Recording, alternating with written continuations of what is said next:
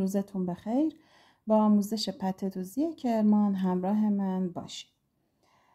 وسایل مورد نیاز برای دوخت پته: شال پته هست که طرح زده و آماده در بازار موجوده در رنگ‌ها و طرح‌های مختلف.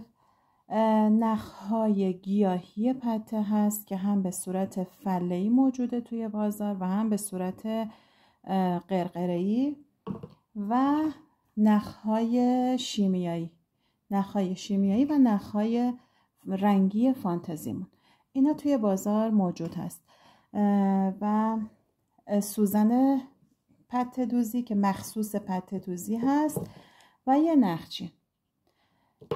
برای پته دوزی شما باید شالتون شال 100% پشم باشه، یعنی ضخامت خیلی خوب، تار و پود مناسب داشته باشه.